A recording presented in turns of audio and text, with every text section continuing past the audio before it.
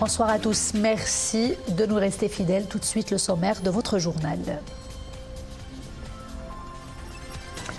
Révision de la Moudawana, chantier de la protection sociale, l'opérationnalisation du programme d'aide directe aux catégories sociales les plus vulnérables. Le discours prononcé par Sa Majesté le Roi Mohammed VI à l'occasion de la première session de la 3e année législative de la 11e législature insiste sur les priorités du moment et fixe une feuille de route et pour le Parlement et pour le gouvernement. Décryptage avec experts universitaires dès le début de ce journal. Également à la une, la première cause nationale, l'ONU met officiellement en ligne le rapport du secrétaire général du Conseil de sécurité sur le Sahara marocain. Le rapport consacre la responsabilité de l'Algérie en tant que partie principale à ce différend régional. Il met également en lumière la grande dynamique politique et socio-économique réalisée au Sahara marocain. Clap de fin à Marrakech pour les travaux des assemblées annuelles Banque mondiale, Fonds monétaire international, un événement de grande envergure dont l'organisation a été réussie avec brio par le Maroc. L'événement offre l'occasion à l'élite économique et financière internationale pour débattre des grands enjeux mondiaux. Nous suivrons le bilan de ces travaux dans ce journal. Bonsoir. D'abord, le rappel de l'activité royale de la semaine qui s'achève. Une semaine notamment marquée par le discours prononcé avant-hier, vendredi, par Sa Majesté le Roi Mohammed VI à l'occasion de la première session de la 3e année législative de la 11e législature. Les développements tout de suite en compagnie de Nissel El-Hamdaoui. Allahu Akbar. Vendredi, Sa Majesté le Roi Mohammed VI, Amir al-Mo'minin, a accompli la prière du vendredi à la mosquée Hassan à Rabat. Sa Majesté le Roi Mohammed VI, accompagné de Son Altesse Royale le Prince héritier Moulay El-Hassan et de Son Altesse Royale le Prince Moulay Rachid, a présidé l'après-midi du vendredi à Rabat l'ouverture de la première session de la 3e année législative de la 11e législature.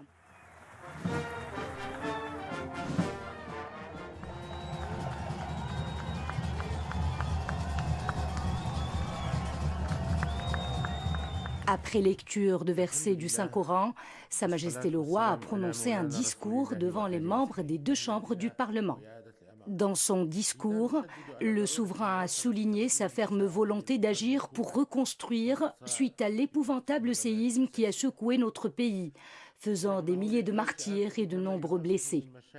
Dans ce sens, Sa Majesté le Roi a insisté sur la nécessité de continuer d'apporter aide et assistance aux familles sinistrées, d'entreprendre avec célérité la mise à niveau et la reconstruction des zones touchées, de leur assurer les services de base.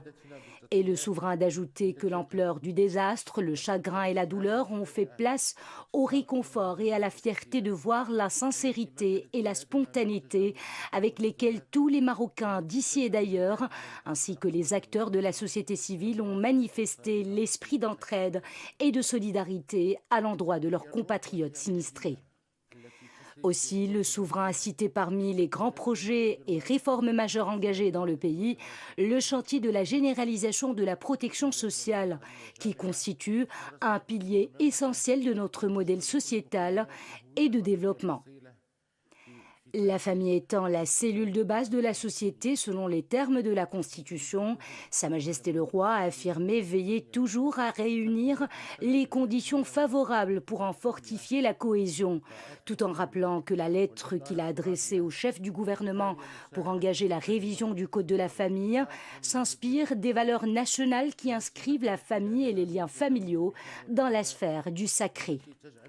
Sa Majesté le Roi a indiqué dans ce cadre qu'il sera procédé en fin d'année à l'opérationnalisation du programme d'aide sociale directe, programme qui permettra notamment de rehausser le niveau de vie des familles ciblées, de combattre la pauvreté et la précarité.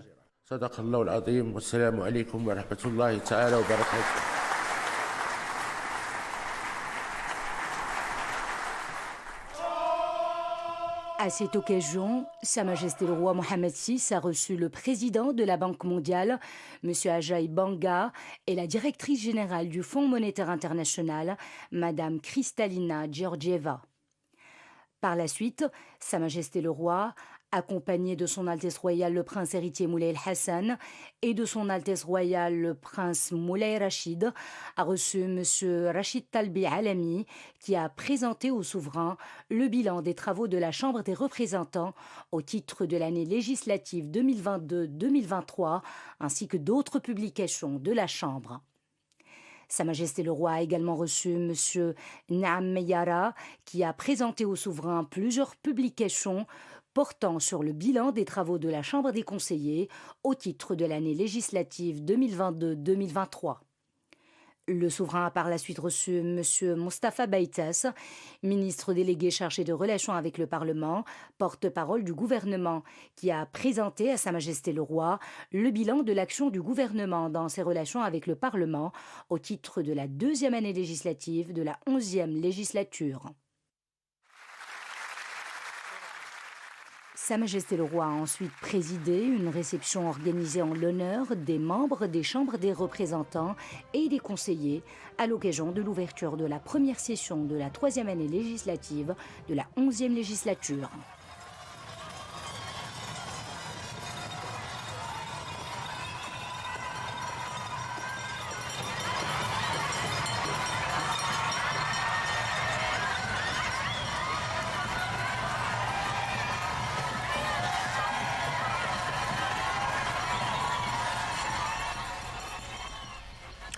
Le discours royal se décline donc comme une feuille de route pour la mise en œuvre des grands chantiers sociaux pour le gouvernement et pour le Parlement. L'heure est au travail. Décryptage en compagnie de Mariam El-Missi. Entraide, don de soi et au sens patriotique. Des valeurs marocaines authentiques qui prévalent au temps des épreuves, même les plus pénibles. Le discours royal jette la lumière sur ces nobles valeurs humaines propres à la société marocaine qui se sont manifestées au lendemain du séisme dévastateur d'El Haouz. La notion de valeur a prévalu dans le discours royal. Celle-ci est citée à 37 reprises dans le texte du discours qui contient dans son intégralité 825 mots. C'est loin d'être arbitraire. Il s'agit en effet de la consécration des valeurs nationales en phase avec les idéaux universels qui forment par la même occasion le socle des conclusions des assemblées annuelles de la Banque mondiale et du FMI, lesquels appellent à établir un large consensus mondial pour générer des politiques de financement équitables. Une cohésion sans pareille, gage de l'unité des Marocains et de leur enracinement dans les constantes de la nation. Une valeur qui puise son origine dans le noyau dur de la société, la famille. En témoigne la révision du Code de la famille engagée sur ordre de Sa Majesté le Roi Mohammed VI. Un chantier social prioritaire qui a constitué la trame du discours royal. C'est un signal fort que vient de lancer Sa Majesté le Roi à travers l'annonce de l'opérationnalisation du programme d'aide sociale directe. Cela viendra consolider l'esprit d'entraide entre les différentes franges de la société à travers la généralisation d'indemnités forfaitaires et familiales aux franges nécessiteuses de la population. Les aides seront désormais étendues aux enfants en deçà de l'âge de scolarité, aux nouveau-nés et aux enfants en situation de handicap. Un programme de soutien également dédié aux familles pauvres et en situation de précarité, sans enfants en âge de scolarité, plus particulièrement aux ménages ayant à charge des personnes âgées. De quoi faire émerger une société plus productive, plus entreprenante et mieux armée face aux urgences. Et pour en parler plus longuement avec nous sur le plateau, professeur Mostafa Shimi, politologue et professeur de droit. Monsieur Shimi, bonsoir. Bonsoir. Révision du Code de la famille, valeurs authentiques de la société marocaine, opérationnalisation du programme d'aide directe au profit des plus vulnérables, mais aussi au profit des victimes, des sinistrés d'El Haouz. La dimension sociale est au cœur du discours royal qui appelle et le Parlement et le gouvernement au travail. Avec célérité, toujours, avec efficacité. On peut clairement dire que c'est un discours programme, professeur Shimi? Oui, vous avez raison de le relever. Je voudrais observer d'abord que le discours au Parlement est le seul discours prévu par un agenda constitutionnel. C'est la Constitution qui dit, deuxième vendredi du mois d'octobre, le souverain ouvre la session officielle. Il y a 2 autres discours, discours du trône et discours de la marche verte, mais la Constitution ne prévoit expressément que ce discours-là. C'est un discours qui présentait un relief particulier, avec des attentes évidemment, parce qu'il est intervenu 5 semaines après le séisme de la région de l'Haouz, 8 septembre. Et donc c'était intéressant de voir la lecture que faisait le souverain de cette catastrophe naturelle et la réponse et la mise en perspective des politiques publiques qu'il appelait de ses voeux. Vous avez fait référence évidemment à la question sociale. Elle est importante, la question sociale, c'est tout ce qui a été entrepris pour l'aide, l'urgence, le secours, etc. C'est-à-dire un dispositif exceptionnel qui a été mis sur pied en quelques jours, ça, il faut le relever, et le souverain a été présent et suivi ça de près. Il y a également l'annonce d'un grand programme de 120 milliards de dirhams sur 5 ans pour la reconstruction des 6 provinces et préfectures. Une opportunité aussi pour réactualiser les priorités à donner au développement territorial, parce que ce sont des zones montagneuses, évidemment, qui n'ont pas bénéficié des mêmes fruits de la croissance. Et puis, évidemment, au titre de la question sociale, vous avez abordé le problème souverain, a posé le problème du code de la famille. Alors, c'est un dossier important qui est à l'ordre du jour, qui préoccupe les citoyens. Pourquoi ? Le précédent code date de 2004, voici 19 ans. Et le souverain lui-même avait dit dans son discours du trône donc de 2022, il avait posé le problème de la révision du code de la famille, vous vous en souvenez, c'était donc il y a 16 mois. Et il avait parlé d'insuffisance et d'un code à parfaire, ce sont ces mots. À parfaire, il en avait parlé, c'était l'un des axes de son discours du trône de la fin juillet 2022, et les choses n'ont pas avancé. Le souverain a cru utile de rappeler à l'ordre le gouvernement, lui disant j'en ai parlé, maintenant je vous donne un délai de 6 mois et il faut prévoir une commission. Donc il y a là une expression d'une gouvernance royale efficiente. La commission a été installée, elle a été élargie d'ailleurs. Les réunions se sont enchaînées, il y a eu 3 ou 4 réunions, donc ça avance et le délai sera maintenu. Maintenant, la problématique du code de la famille, c'est quoi ? Il y a dans notre société, il faut le dire, 2 courants. Il y a un courant conservateur et un courant moderniste. Les 2 sont légitimes, il faut le dire, c'est important. Ils ont le droit de citer, ils ont le droit de parole. Maintenant, il faut tenir compte de quoi ? Il faut tenir compte de l'évolution de la société. La société de 2003-2004 n'est pas celle de 2 décennies plus tard. Le monde a changé, la société a changé. Les choses se sont passées en 20 ans. Mais oui, absolument. Mais 20 ans, vous savez, c'est une génération pratiquement. Deuxième point, il y a des insuffisances, vous avez évoqué, les insuffisances sont de divers ordres. Pour ce qui est des enfants, notamment le partage de la tutelle des enfants, plus d'autres éléments intéressants, donc le code de la famille. Et puis, il y a la question de l'héritage qu'il faudra bien aborder d'une manière ou d'une autre, etc. Je veux dire, pour résumer, 2004, c'était le code de la famille, pour résumer. 2024, parce que c'est dans les 6 mois qui doivent... Ça doit être surtout, me semble-t-il, le code de l'enfant. Le code de l'enfant, parce que c'est à ce niveau que ça se pose, sans oublier évidemment la question de l'héritage, etc. Et donc, c'est une réforme sociétale importante. Enfin, dernier souci qui doit prévaloir dans la révision du code de la famille et dans le nouveau texte, c'est qu'il y a l'article 19 de la Constitution. L'article 19 prévoit l'égalité des droits des femmes et des hommes, article 19 de la Constitution. Et il est d'ailleurs prévu une autorité de la parité, laquelle autorité de la parité prévue par la Constitution qui n'a été créée qu'en 2017 et qui ne se distingue pas, me semble-t-il, aujourd'hui par beaucoup de travail ni beaucoup de réflexion. Donc il y a voilà, des efforts à faire en la matière. il y a des efforts liés donc aux instruments internationaux. Il est prévu expressément que le Maroc adhère aux instruments internationaux et donc il y a un problème de réglage, si je puis dire, entre ce qui est prévu par les textes et l'effectivité des textes surtout et les contraintes et les standards des instruments internationaux. Très bien, Monsieur Shemi, vous restez avec nous pour un autre décryptage des autres faits marquants de l'actualité. Cette fois-ci, nous enchaînons avec l'ONU qui vient de publier officiellement sur son site internet le rapport du secrétaire général du Conseil de sécurité sur le Sahara marocain. Le rapport consacre la responsabilité de l'Algérie et, je cite, en tant que partie principale à ce différend régional sur le Sahara marocain. Le document met également en lumière le développement politique et les réalisations socio-économiques entreprises au Sahara marocain. Un rapport dans lequel le secrétaire général de l'ONU apporte un démenti cinglant à la prétendue guerre au Sahara marocain. On fait le point tout de suite avec Hasna Moussaoui et Marie Belmissi. Dans son rapport, le secrétaire général des Nations Unies a mentionné l'Algérie 20 fois. Antonio Guterres confirme ainsi qu'il s'agit bel et bien d'une partie principale à ce différend régional. Le secrétaire général des Nations Unies a invité l'Algérie en tant que partie concernée à développer et clarifier sa position afin d'avancer vers une solution politique juste, durable et mutuellement acceptable à ce différend, conformément à la résolution 2654 du Conseil de sécurité. Antonio Guterres a dévoilé en outre les contradictions flagrantes de l'Algérie qui tente de se cacher derrière un pseudo-statut d'État observateur et en même temps, il le confirme à l'envoyé personnel qu'il est très préoccupé par l'absence d'une solution.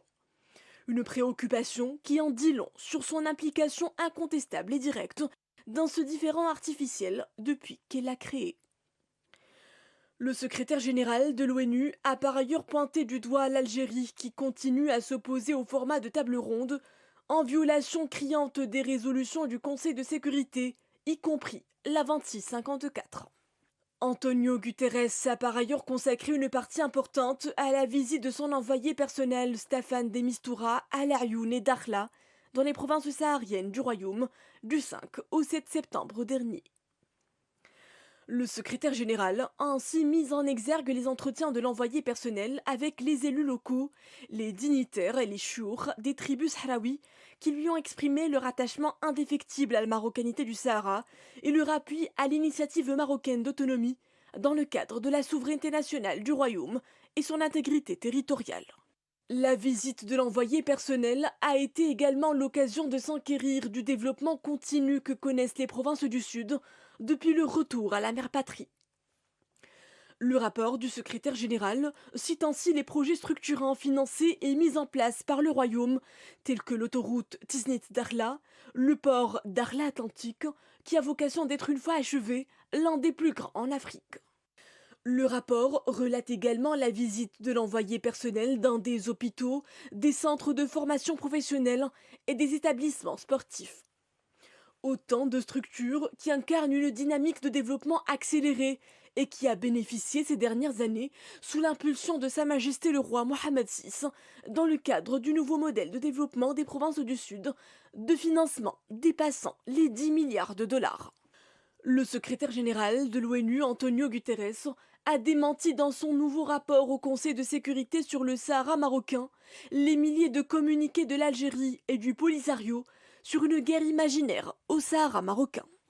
Le secrétaire général de l'ONU a fustigé les restrictions et obstructions du Polisario à la supervision du cessez-le-feu par la MINURSO, notamment pour vérifier la véracité de la soi-disant guerre rapportée fallacieusement par le Polisario à la mission onusienne et relayée par l'Algérie. L'objectif étant de dissimuler le fait que la prétendue guerre qu'il tente de véhiculer depuis 3 ans n'est qu'une chimère et pure fabrication.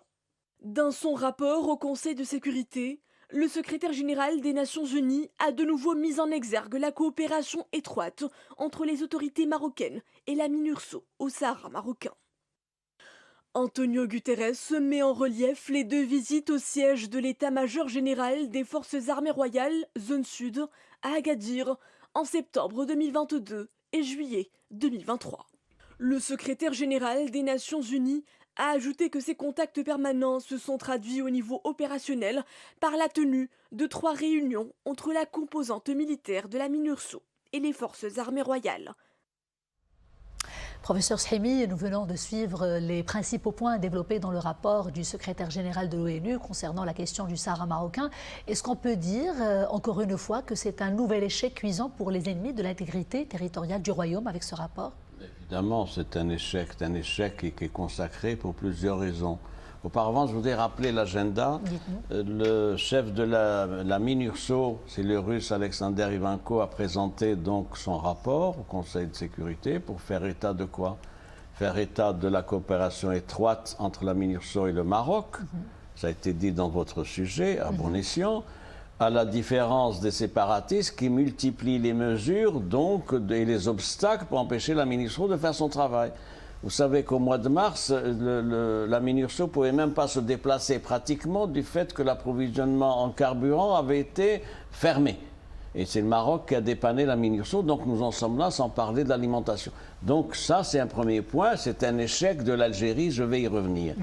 Deuxième point, le 16, c'est-à-dire demain, en principe, il est prévu que le Conseil de sécurité écoute l'envoyé personnel secrétaire général de l'ONU, Staffan de Mistura. C'est un briefing. C'est un briefing, c'est-à-dire que c'est un débat informel où il y aura des questions. Il n'y aura pas de communiqué. C'est ça qui est intéressant pour nous, observateurs, c'est qu'il n'y a pas de communiqué, c'est un briefing. Et donc, il va faire le point sur l'état d'avancement ou non du processus dont il a la charge. Et quelle est la situation? La situation, c'est que les paramètres de négociation tels qu'ils ont été définis par le Conseil de sécurité dans des précédentes résolutions ne sont pas respectés. Par qui? Par l'Algérie, le mouvement séparatiste. L'Algérie refuse de revenir à la formule des tables rondes qu'elle avait utilisée 2 fois, il faut le rappeler, en décembre 2018 et mars 2019 en Suisse. De même, le mouvement séparatiste, et c'est dans le même registre évidemment. Plus encore, le mouvement séparatiste rejette maintenant le cessez-le-feu. Il a dit le 20 novembre 2020, exactement, une semaine après ce qui s'était passé à Guelgueret avec l'intervention marocaine, il a dit « nous n'allons plus respecter le cessez-le-feu ». Donc voilà la situation. Les deux partenaires, les deux parties, ils sont partenaires d'ailleurs, refusent d'appliquer les résolutions du Conseil de sécurité sur la poursuite d'un processus de négociation, et l'un d'entre eux, le mouvement séparatiste, refuse de respecter le cessez-le-feu. Plus encore, le mouvement séparatiste fanfaronne, il en est au 1046e communiqué de guerre. Comme si au-delà du mur, ils étaient à feu et à sang, etc. Et donc c'est simplement des mensonges qui sont mis à nu, ça ne encore une prend fois, personne. dans ce Il y a rapport. quelques petits incidents par-ci, etc. Mais en fait, ils multiplient les incidents simplement par-ci, par-là, etc. Mais rien de détourner l'attention sur fondamental. l'essentiel. Professeur Srimi, comment on pourrait expliquer aussi cette phrase? Il y a le rapport qui dit que l'Algérie est citée en tant que partie principale à ce différend régional. Comment on pourrait interpréter cette phrase? Elle est encore une fois mise devant ses responsabilités. L'Algérie est citée 21 fois dans le rapport du secrétaire général de l'ONU qui a été rendu public dans sa version anglaise le 12 octobre. C'est une partie principale. Ce n'était pas le cas auparavant. Pour ceux qui ont de la mémoire, l'Algérie disait à l'époque « Ah oui, mais nous sommes simplement une partie intéressée pour des raisons de voisinage, sécurité nationale ». L'Algérie est partie prenante. Que serait le mouvement séparatiste sans l'Algérie? Ce mouvement séparatiste, il est installé où? Il est installé dans les camps de Tindouf, les camps de Rabouni, en territoire algérien.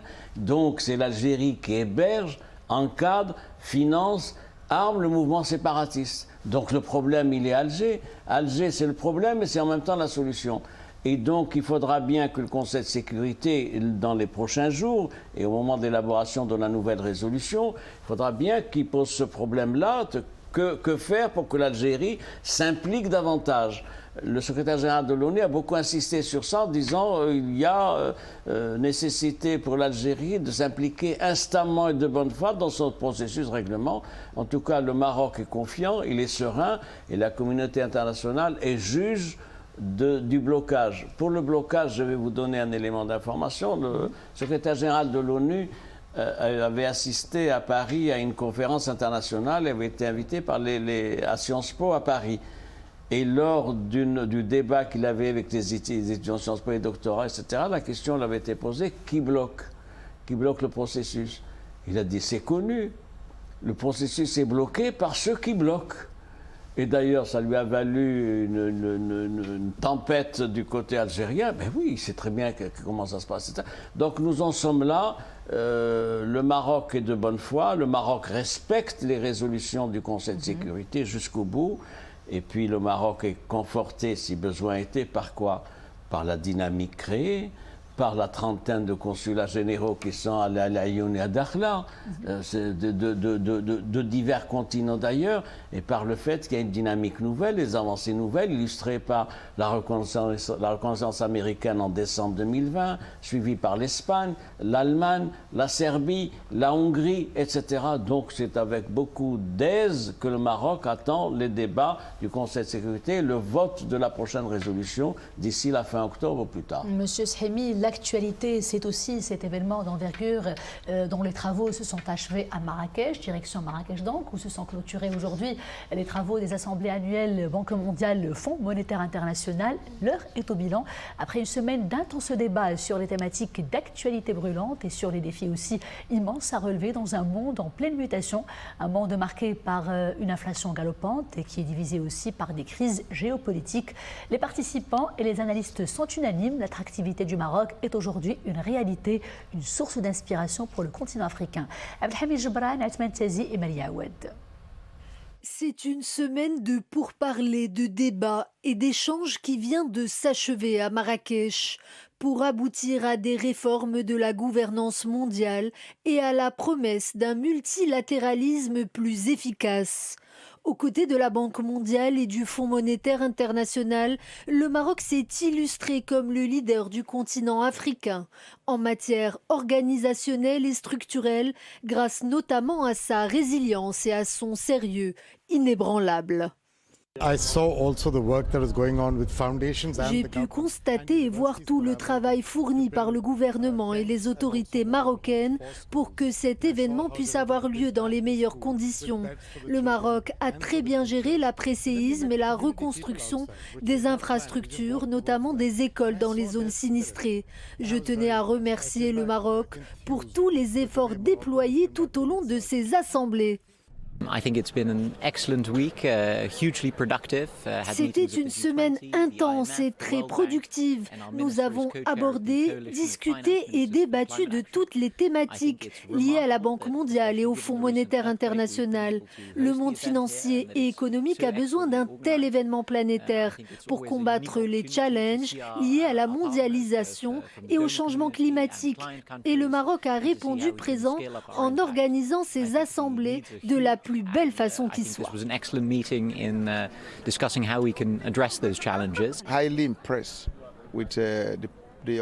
tenais à remercier et à féliciter le Royaume du Maroc pour la qualité organisationnelle et interventionnelle dont il a fait preuve durant ces assemblées. Le Royaume a démontré toute l'étendue de ses capacités structurelles et il a brillé par sa résilience. C'était absolument admirable.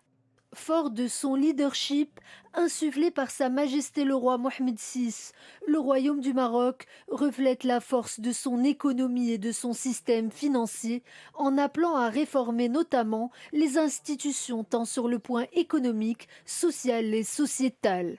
Pionnier dans le domaine des énergies renouvelables et porté par la stratégie clairvoyante de Sa Majesté le roi Mohamed VI, le Maroc est devenu une référence dans le domaine de l'énergie.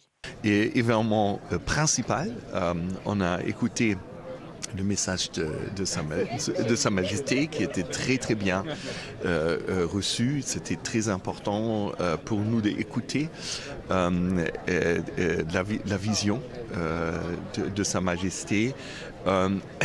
Après, on a eu des interventions du président de la Banque mondiale et du managing director du Fonds monétaire. Et je pense pour moi, l'important message des différentes interventions, c'était qu'il y a beaucoup de défis, mais il y a une communauté globale. Construire des ponts vers un avenir prospère, Telle est la vocation du Maroc, qui en matière d'investissement privé et public s'offre 30% du produit intérieur brut et un important statut à l'échelle mondiale. Une dynamique remarquable de coopération multidimensionnelle en tant que hub économique respecté partout ailleurs. Monsieur Srimi, le bilan est clairement favorable. Le Maroc a réussi donc le défi de l'organisation de cet événement d'envergure après une période très difficile liée au séisme d'Al Hawz. C'est une énième confirmation de la confiance dont jouit le Maroc auprès de ses partenaires institutionnels mondiaux, mais encore, professeur Srimi. Vous avez raison de relever la confiance. 15 jours après le séisme du 8 septembre, les dirigeants des deux institutions internationales ont confirmé leur participation. C'est extrêmement important. Maintenant, je vais recourir à une métaphore cinématographique. C'est une production hollywoodienne. Quel casting! Vous savez, il y avait 180 gouverneurs de banque centrale, 140 ministres des Finances, la secrétaire d'État américaine au Trésor, etc. C'est-à-dire qu'on n'a jamais vu ça. On n'a jamais vu un tel plateau venir dans un pays étranger. C'est le deuxième rendez-vous après 50 ans. Le premier rendez-vous, c'était à 50 ans précisément à Nairobi, capitale du Kenya. Donc quelle consécration et quelle image. C'était important le retour aussi. En Afrique, il se fait 50 ans après, et au Maroc. Et au Maroc, oui, ça ne se fait pas ailleurs, donc c'est extrêmement important. Ensuite, les conditions dans lesquelles ça s'est déroulé, sur le plan logistique aussi, il faut le dire, l'effort exceptionnel qui a été fait, la qualité de travail, la logistique, l'encadrement, la sécurité, la restauration, l'accueil, etc. Tout ça, il n'y a pas eu un... Effort et accueil légendaire, salué d'ailleurs par les participants. Il n'y a pas eu un faux pas. Il n'y a pas eu un faux pas, et c'était exceptionnel comme modèle d'organisation. Sans faute, vous avez raison. Maintenant, les conclusions et les débats. Les débats sont importants. La voix du Maroc, d'abord, a été entendue. Et je dois relever que les uns et les autres ont rendu hommage, notamment les deux responsables, Banque mondiale, Fonds monétaire international, donc aux efforts du Maroc, à la capacité de résilience du royaume après un séisme il y a quelques semaines simplement, aux efforts pour ce qui est du maintien des équilibres macroéconomiques, les chantiers de réforme, etc. Et ça, c'est extrêmement important et on a eu un satisfecit de ces deux grandes institutions internationales. Plus encore, le Maroc est le seul pays qui a eu droit, qui est éligible à une facilité dite flexible, qui est débloquée indépendamment des droits de tirage spéciaux, etc. Et puis, il y a le côté affect, c'est-à-dire que ce sont des responsables qui étaient près des Marocains, qui ont vu les sinistrés, qui sont allés visiter les douars sinistrés, etc., alors que ce n'était pas dans leur protocole, je peux vous dire. Et puis, comment ne pas parler... Qui ont joué au foot, qui ont porté le maillot national et les tenues traditionnelles marocaines. C'est inédit dans la pratique de ces institutions internationales. Et puis aussi, un point particulier, les deux responsables, Banque mondiale et Fonds monétaire international, étaient où le vendredi 13 octobre à 16h? Ils ont assisté au Parlement. Ils étaient au premier rang. Assis au premier rang de parlementaires, à côté du chef du gouvernement. C'est extrêmement important. Alors je puis vous dire que dans le projet de protocole de départ, c'était pas prévu. C'était pas prévu, donc ça s'est fait chemin faisant, compte tenu de l'accueil, ce que fait le Maroc, etc. Et puis il y a une audience royale à ces deux responsables, donc c'est extrêmement important. Donc au total, un encouragement fait au Maroc pour continuer les réformes, la volonté de soutien de ces institutions, donc pour mobiliser d'autres ressources, et puis le Maroc a posé d'autres problématiques, des problématiques notamment continentales et africaines, pour ce qui est de la nécessité d'une plus grande flexibilité de la part de ces deux institutions dans le financement de programmes d'investissement, sans parler de la question de l'endettement qu'il faut revoir parce que c'est une charge trop importante, et puis les grands dossiers qui sont sur la table, changement climatique, désertification, etc. Donc voilà une grande opération, et c'est un cas d'école, me semble-t-il, d'optimisation d'une conférence internationale, et le Maroc n'en tire que des bénéfices de visibilité, de soft power, Maintenant, tout le monde sur la planète sait où est Marrakech, qu'est-ce qu'on a fait à Marrakech pendant une semaine, etc.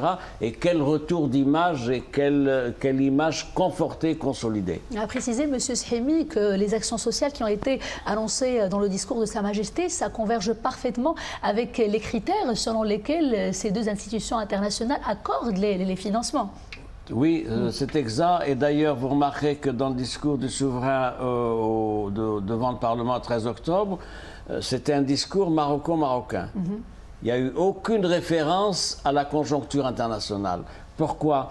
Parce qu'il n'était pas envisageable que, s'adressant à deux responsables d'institutions internationales, ils sortent du périmètre national pour aborder telle ou telle crise actuelle, etc.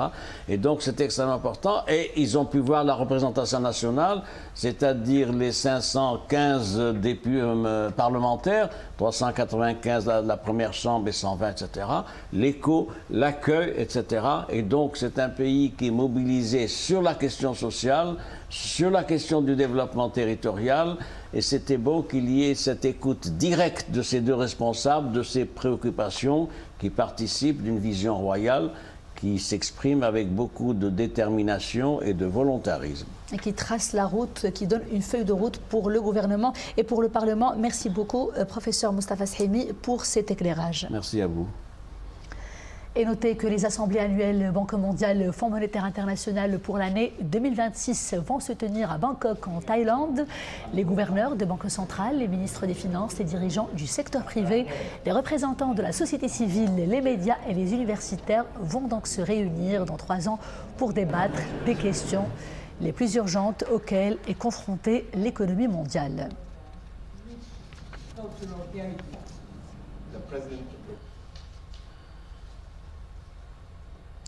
Une marche de solidarité avec le peuple palestinien a été organisée aujourd'hui à Rabat suite à la détérioration de la situation et au déclenchement d'actions militaires dans la bande de Gaza.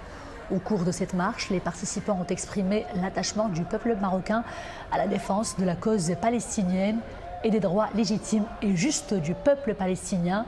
Rappelant que le ministère des Affaires étrangères, de la coopération africaine et des Marocains résidant à l'étranger avait indiqué dans un communiqué que le Royaume du Maroc exprime sa profonde préoccupation suite à la détérioration de la situation et au déclenchement des actions militaires dans la bande de Gaza et condamne les attaques contre les civils d'où qu'ils soient.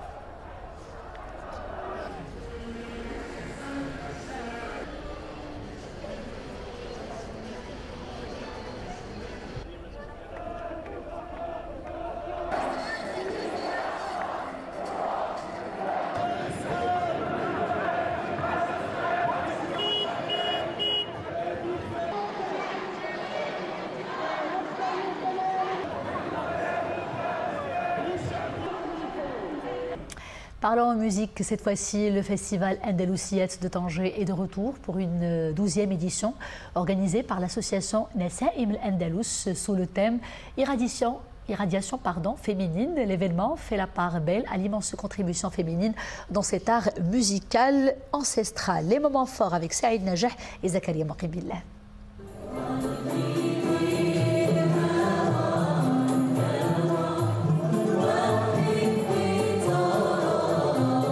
Des airs des plus connus des naoubettes de la musique andalouse, interprétés avec brio par la cantatrice Hana Ettot. Originaire de Ouazzane, Hana Ettot est accompagnée par l'orchestre de Jemeldine Ben Allal. Un bel exemple des talents féminins de la musique andalouse, qui œuvre à promouvoir cet art auprès d'un public de plus en plus nombreux.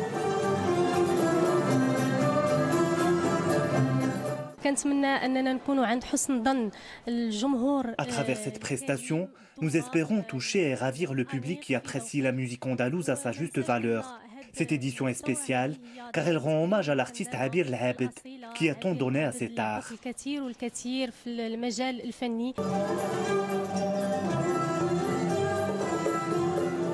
Pour sa 12e édition, le festival Andalousiette de Tanger met la créativité féminine à l'honneur, en hommage aux artistes femmes de la musique arabo-andalouse qui enrichissent cet art. La femme est au cœur des festivités d'Andalousiette Tanger. Nous avons voulu rendre hommage à l'artiste tangéroise Abir El-Abed, qui est aussi une habituée de ce festival. Nous avons aussi consacré une conférence à la pionnière de la musique andalouse Rita El Oufir et à ses collègues qui ont marqué l'histoire de ce genre musical.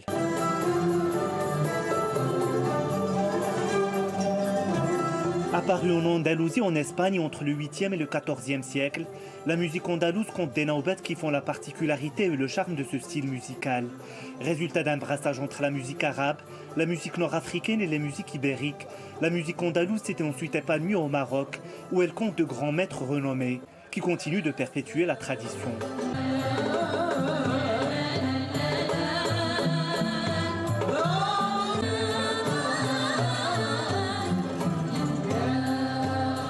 Et avant de refermer ce journal, notez le changement des horaires de diffusion de nos bulletins d'information. À partir de demain, lundi, vous aurez rendez-vous avec Ad-Dahira à 13h. Vous suivrez le JT amazirophone et hispanophone à partir de 14h.